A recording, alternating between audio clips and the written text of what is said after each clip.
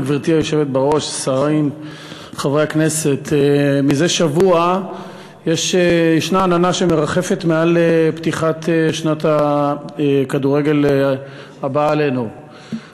וזה כתוצאה מבעצם דבר פרוזאי, לכאורה מקובל והגיוני.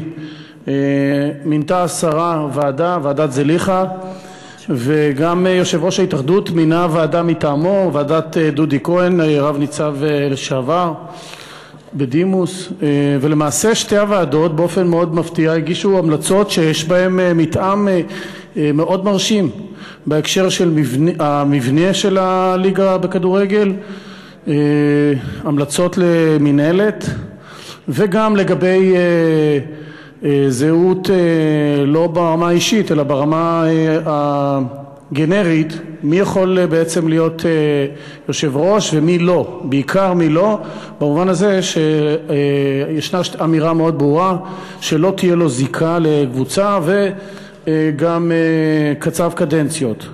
בדרך כלל ועדות ציבוריות שאמורות לזכות באמון הציבור ולא לחטוף ציניות וחוסר אמון, מהסיבה שבדרך כלל לא מאמצים את ההמלצות שלהם.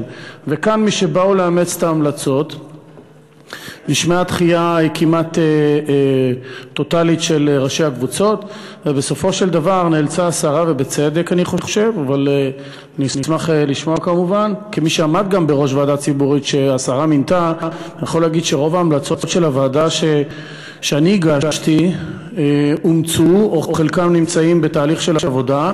גם מן הראוי שככה יתייחסו גם לוועדות ציבוריות אחרות, ולכן ההקצאה של הכספים שאמורים להגיע, כספי ציבור שאמורים להגיע מהטוטו, שהוא ארגון אולי המשמעותי ביותר שתומך בקבוצות, אין פה לא מעורבות, לא של הפוליטיקאים בכדורגל או בספורט, וטוב שיתנהלו באופן שאנחנו לא מתערבים, אבל בטח שכספי ציבור מחולקים לקבוצות ובעיקר לנוער, חשוב לנו מאוד שהדברים האלה יעשו בשקיפות, יעשו על המטרות שלשמם הן קיימות, ובמובן הזה אני חושב שאנחנו זכאים וצריכים לשמוע היכן עומדים הדברים, האם באמת יש כאן סכנה. שמענו גם את בעלי הקבוצות שאמרו אולי תהיה דחייה, שזה מאוד מטריד, ואני הכי מוטרד דווקא מהנושא של ילדים ונוער, ואני חושב שבעניין הזה חשוב שאנחנו נשמור גם על שקיפות וגם נשמש דוגמה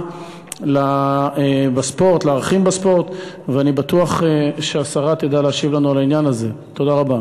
תודה רבה. חברת הכנסת גילה גמליאל.